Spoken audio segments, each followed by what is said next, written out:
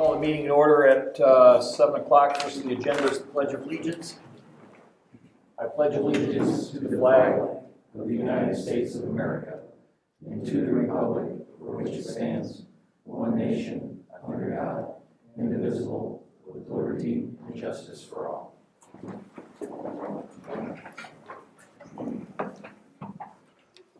Okay, next, the approval of minutes. Make a motion we approve the minutes. Second. Motion made by Mr. Mashinsky, seconded by Mr. Burnett to approve the minutes. Any discussion? Mr. Burnett? Yes. Mrs. Pothorsky? Yes. Mr. Mashinsky? Yes. Ms. Kelly? Yes. Albert votes yes. Passes 5-0. Next, the approval of claims. I'll make a motion we approve the claims. I'll second.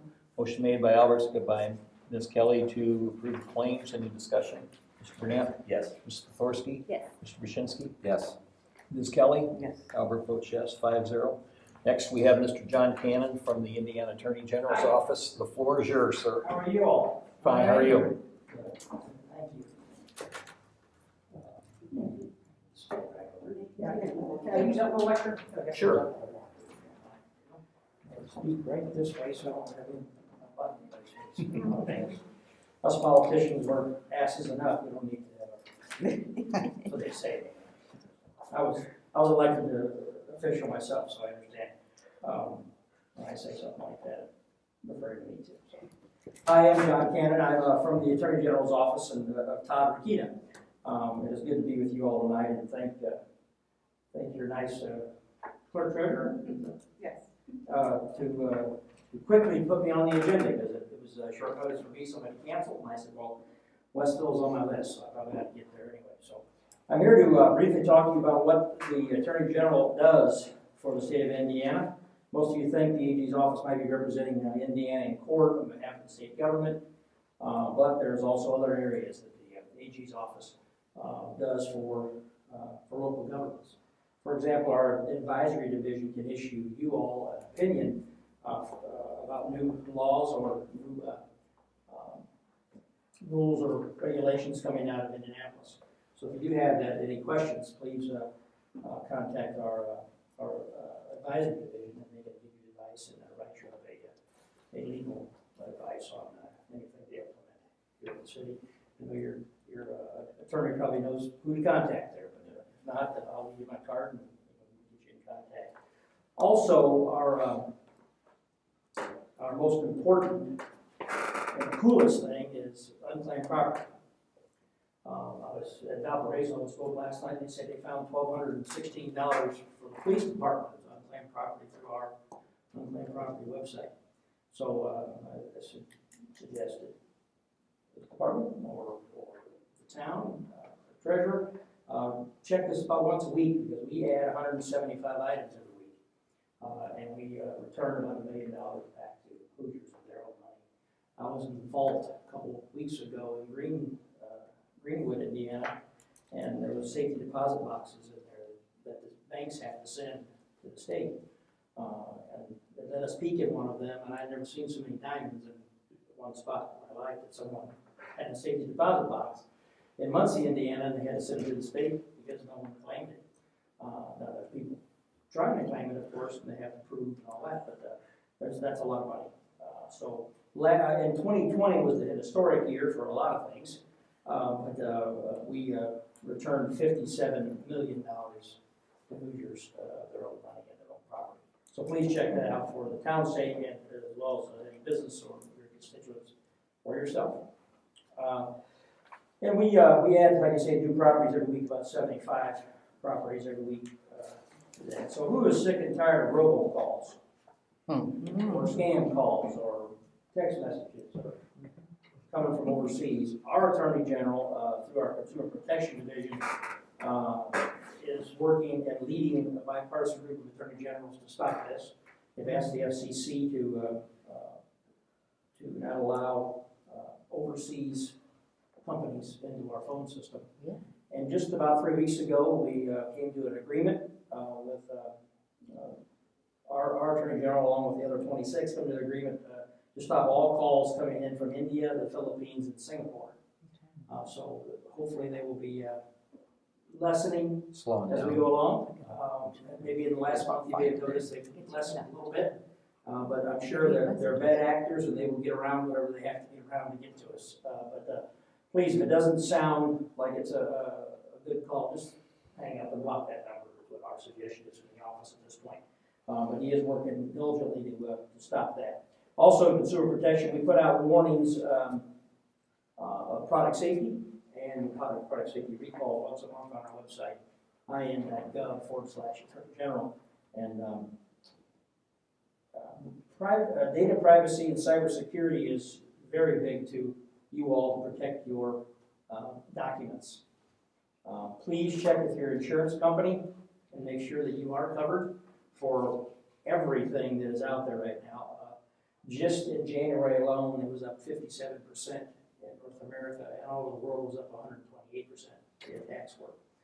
So in some insurance companies that we may have purchased as a municipality or as a town, or a police department or a volunteer fire department, it may not cover some of this. So it's good to go back and look at that so if something does happen. And please back up every night back up onto something so we don't lose any records or we don't lose payroll or whatever it might be. But that is just an astounding number, 158% increase in just 1 month of January.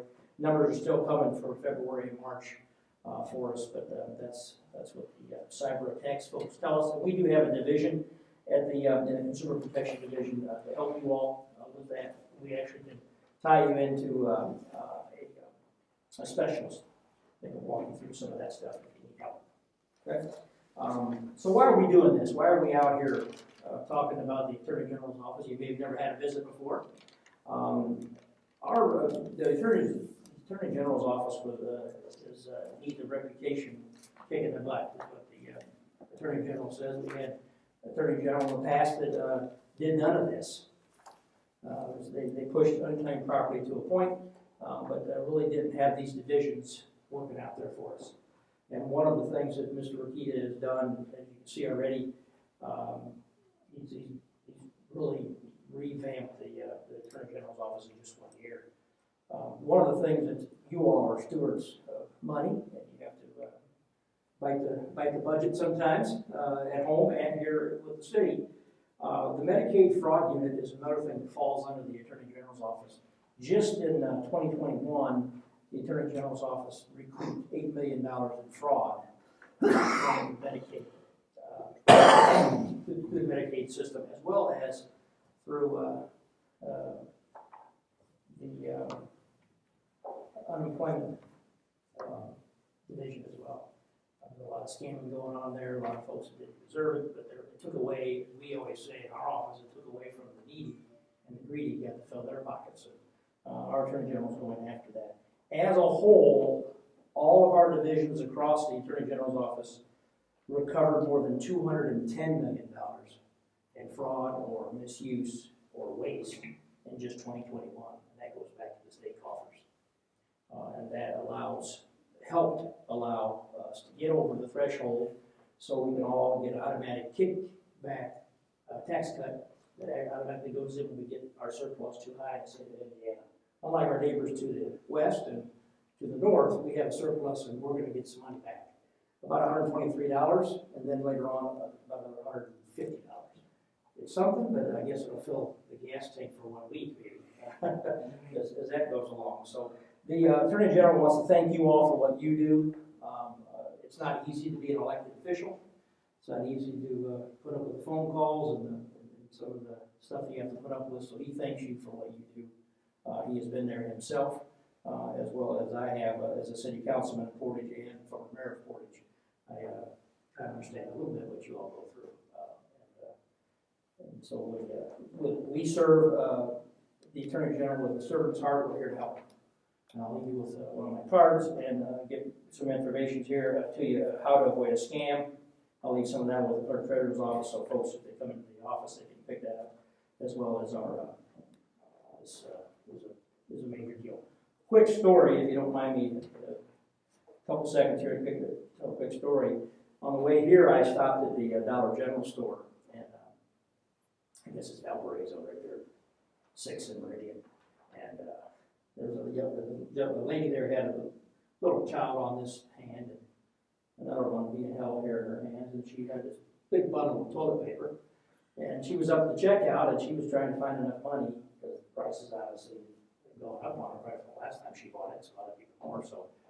She was short 96 cents, so I pulled out, I don't normally have cash, cash, but I did have a dollar in my pocket, and I handed it to the lady at the, I said, no, I'll take care of it. Let her go buy it. The lady said, thank you to me, the lady with the 2 children in the toilet paper bottle. And she got close to the door, she looked back at me, and she said, every time we use this paper, we'll think of you. Well, that's kind of the way life goes. When you do a good deed, you still get whatever. But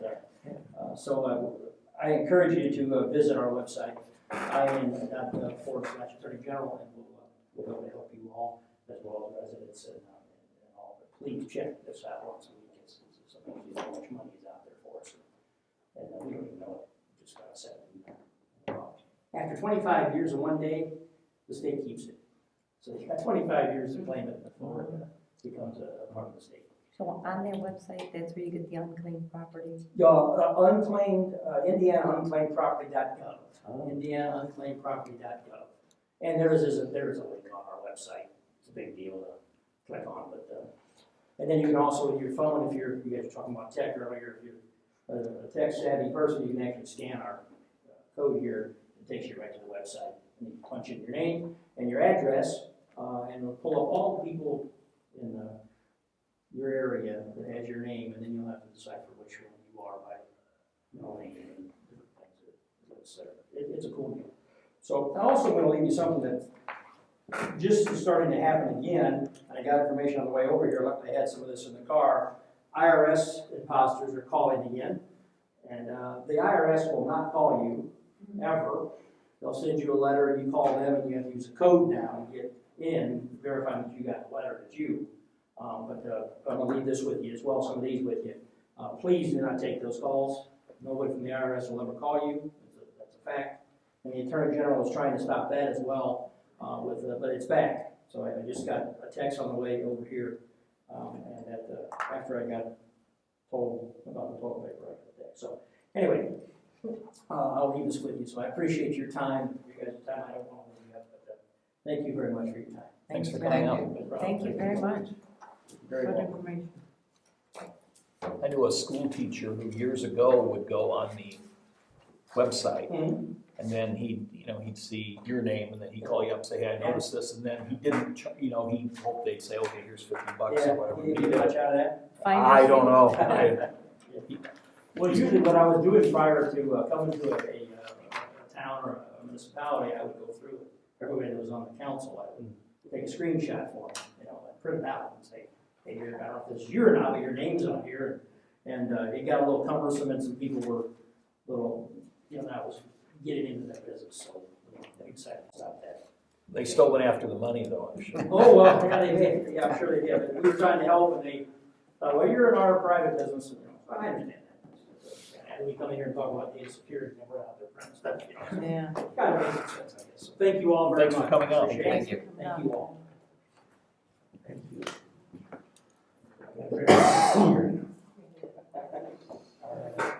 Mr. Howell.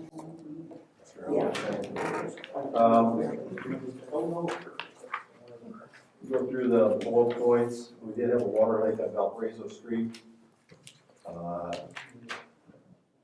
It was kind of an interesting leak. They had 4 3/4 inch services feeding a 2-inch service to go to Beaumar. Basically, it's all going to have to be done.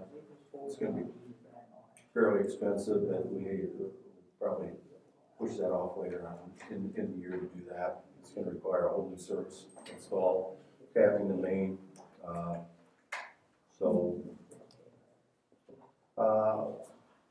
Another item with the water system in the old part of town. We found 2 lead gooseneck fittings.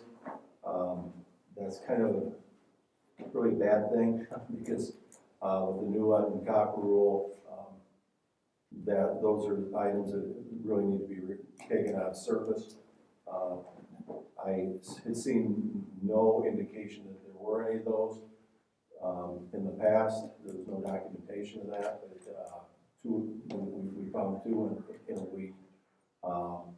One was actually on the Bowmar tap. It's not in use. They continued using it.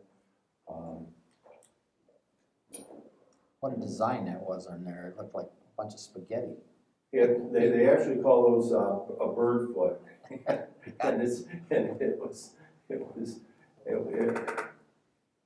I believe they did it because it was cheap to do, and that was and they didn't have to bring somebody in to do a 2-inch tap. Yeah. So you could do 4 3/4 taps, even though 4 3/4 doesn't equal a 2. So it just doesn't it doesn't really make sense. So what we're going to probably do this summer is probably have AccuDig out. We're going to probably just look and see how we'll probably just randomly choose maybe 8 or 10 laterals and just see if there's some more wet goosenecks on that.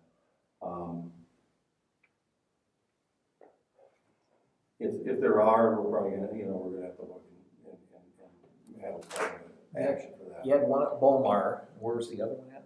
The other one was down when we tied into McMahon's. Put that tap in for that one too. And that was there. I was gonna say the one going back into Bomar was probably put in the late 40s maybe when they put that in. So I was trying to get it like a time frame. They quit using them. I could even see they probably even used some of those back in even the 20s probably when the system was put in. I mean, what they did is they used the gooseneck because it was a flexible fitting, and then they could tie into steel pipe, and that's basically what they did. You got into the 30s, and more copper was being used. You get into the 40s or in the war era, then whatever they could use, they put in, and not many water services were installed back then. During World War II, they just didn't do a lot of it. Some of them where they use what they call the war pipe, which is really a cheap grade of steel.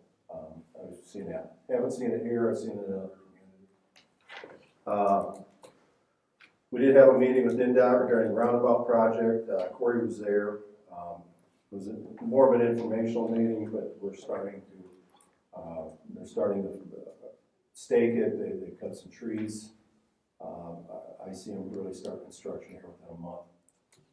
One of the issues we had is they're going to reroute some of the water main, and they cannot find ductile iron pipe, so they're going to use HDPE pipe instead. They're going to have a hard time finding that.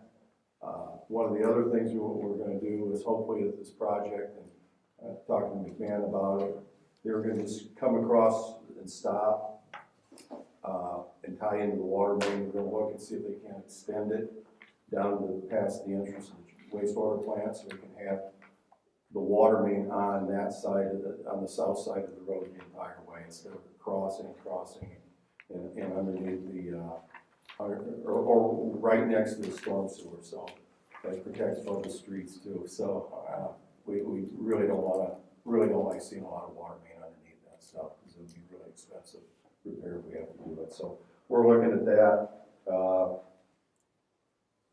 We did meet out at the water plant with Bowen and McMahon to look at what the project could entail if it happens. Finally, the wastewater treatment plant improvements, things are really starting to pick up. There's a lot of work going on.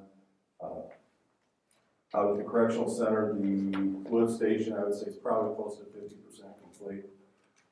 The holes mostly filled in. They've got some concrete in that to pour, but then they'll get it filled in. They'll start building the building.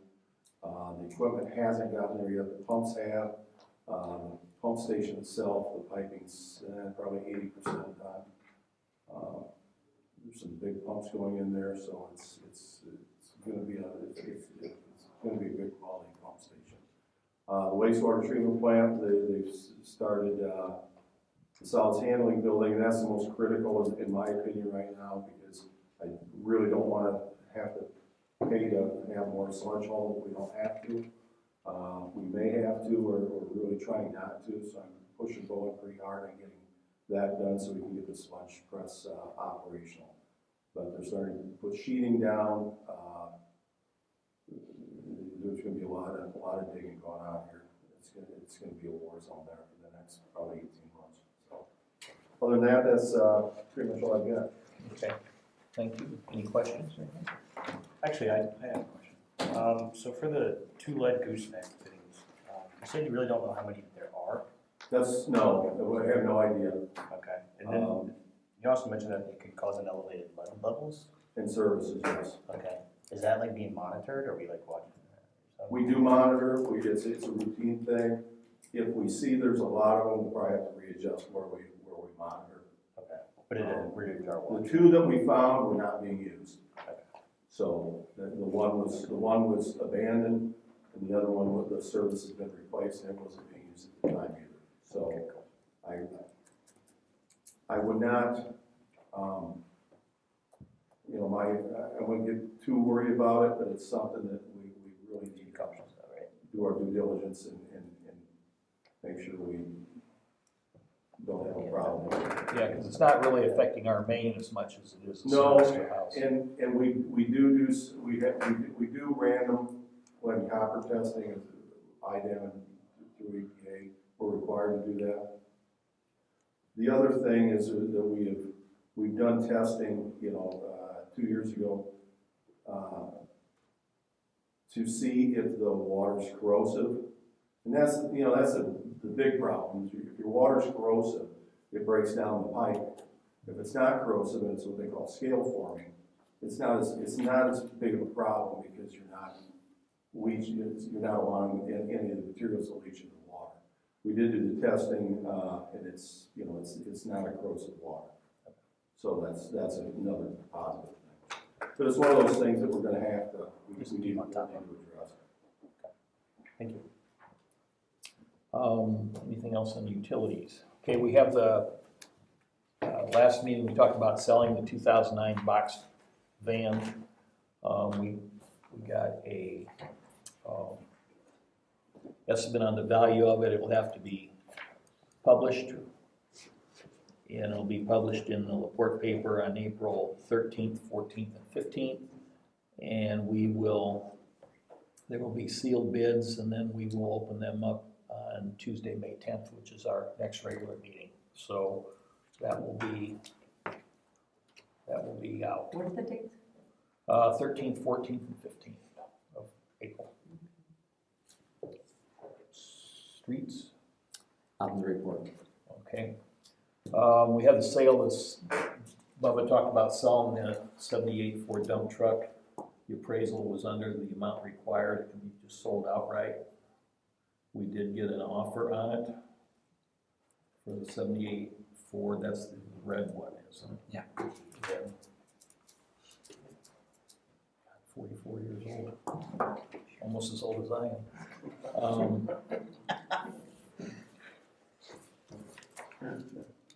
I'll make a motion. We have an offer to the town council. I would like to offer $750 for the 1978 Ford dump truck. That's from Mark Wesher. Would anybody have an objection if we go ahead and sell that truck? No. Do we have to? Okay, I'll make a motion that we go ahead and sell the 78 Ford dump truck to Mark Wesher. Second. Motion made by Albert, seconded by Mr. Pachinski. Is there any discussion? Mr. Burnett? Yes. Mrs. Peforski? Yes. Mr. Pachinski? Yes. Ms. Kelly? Yes. Albert votes yes, passes 5-0.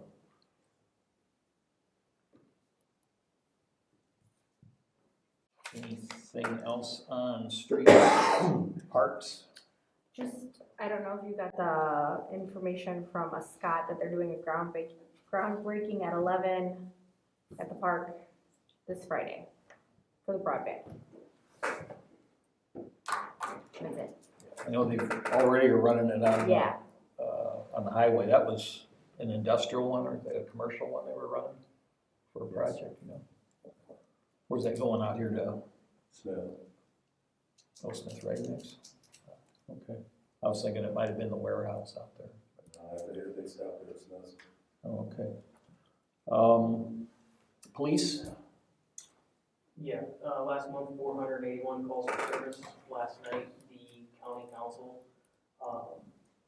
had the first vote for the lit tax, and it passed on the first reading. They'll be doing their second reading on April 25th, so I'll make an eye on that to see how they vote. But it passed 6-1 last night, so. For the safety board, we need the council to pick, and Mr. Mercer has resigned. He's informed the staff that he's resigning from his post, so I've asked the guys to get together, and they have proposed Suzette Eden, who's on Valparaiso Street, to be their pick for the safety board. EDON. I believe it's EDEN. It's Sue from Casey. I didn't know her real name was Suzette, to be honest with you, so it's just been Sue.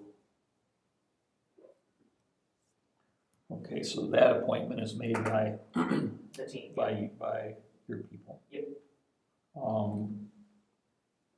Ours is vacated, was opened up or vacated when Regina Yep.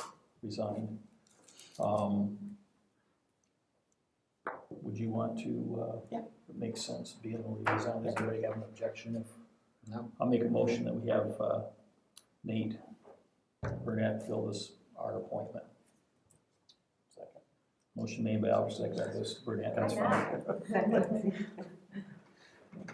Mr. Burnett? Yes. Mrs. Pethorsky? Yes. Mr. Brzezinski? Yes. Ms. Kelly? Yes. Albert votes yes. Incidentally, we haven't had the storm siren that was on the former police building. It's been a nightmare dealing with the county. They wanted to move it down by the warehouse and all sorts of stuff. We paid for half of that siren years ago, but long story short, I contacted our REMC. They donated a pole for us. It's sitting out there at the park now.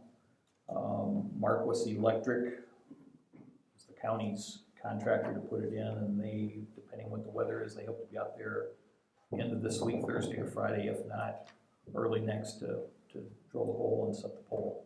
I think they're gonna put the siren on it first and set it, but that's the time frame for that. So we'll have a siren back in town. Thank goodness. Yeah, Thank you. It's been a long time. Yeah. we had a hard hit on the Thank county a couple council. people involved. That's all I got. Went up and met him in person, and it worked out well. Nothing else on police? No, sir. Finance, we got ordinance 2022-1 of the additional appropriation. We had a hearing at 6:30, public hearing in regard to the additional appropriation.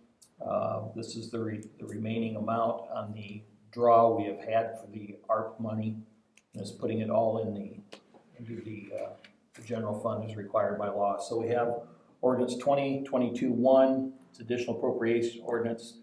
It has been determined that it is not necessary to appropriate more money than was originally appropriated in the 2021 annual budget. Now, therefore, be it ordained by the Town Council, Town of Westville, LaPorte County, Indiana, for the expenses of the taxing unit for the following additional sums of money are hereby appropriated out of the funds named and for the purposes specified, subject to laws governing the same. And it's the ARP fund, and the total outlay into the general fund is the balance of $406,000. If this money isn't spent, it reverts back, and then we would reappropriate it next year.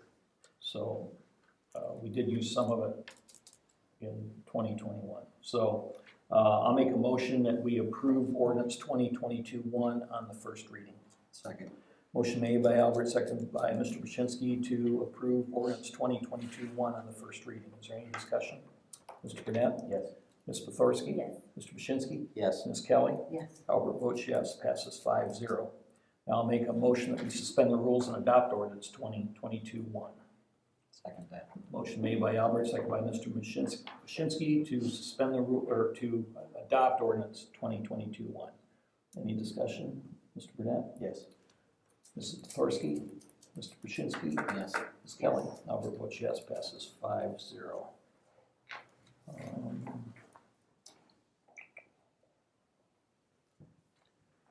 we had published to sell the former TownHall. It's published, there were no takers. What's our next step? I have to look. Okay. I think we could do an auction next. Okay. We get like the guys on Storage Wars. Storage Wars. It's like the same thing. Dave and, I can't think of all the names on there. Okay. Fire Department activity report. Okay, for the month of March, Westville had 25 calls, New Durham Township 13, Jackson Township 13, Mutual Aid to 3, total of 54 calls. All of the town calls, there was 23 EMS calls for assistance, 1 utility pole on fire, and 1 CM detector going off. Update on our new truck, axles went on that day, so we're kind of waiting. Well, They still feel they can meet our delivery date of June or 1st of July. did they say what year, or I know things are, you gotta be pulling your hair out. Oh, things are getting ugly out there. They're quoting right now, they quoted us 230 days for a new truck, right now they're quoting 450 days. And the same truck that we bought, we signed the papers July 2nd for $716,000. That same truck right now today is up to $850,000. Things are just going nuts. What's the big delay? Is it pumps on it, or what kind of, what particular hardware? or- Everything. Oh, nothing in specific. All of our stuff is there other than the axles. The axles on chassis that's being built up in Charlotte, Michigan Really? by Spartan. And then after they get that, that's the only thing they're waiting on. And after they get that, then the truck is transported to Alexis, Illinois, and that's all custom stuff. They make the box, you know, and everything, they paint it, stuff like that. Our pump is sitting there, you know, they're ready to go, lights are there. Somewhere there's just buildings full of this stuff that nobody knows where it is, I think. It's sitting out in the harbor. Yeah. Okay, any questions or comments or anything? Okay, thanks for coming, gentlemen. I do have one request, Mike. Sure. We talked previously about getting some of the ARP or COVID money or whatever. Can you give us any clue or direction on where that's at? What we're looking at is, of this 406,000, we've got cars we're buying, and you will get some, what amount off the top of my head, I can't tell you, because we gotta pay for this other stuff, but you guys will have something. Well, he can just get one. They don't give us, you know, the other share, you know. We can pull the old one around with the new one. Like the Flintstones. Okay, thank you. Yeah, thank you. Citizens' comments? Well, I will make a motion that we adjourn. I'll second it. Motion made by Albert, seconded by Ms. Kelly to adjourn. Any discussion? 7:33. Wow. I knew our clock was. Oh, good, then you can fix that one then. All those in favor? Aye. Aye. Meeting adjourns at 7:33.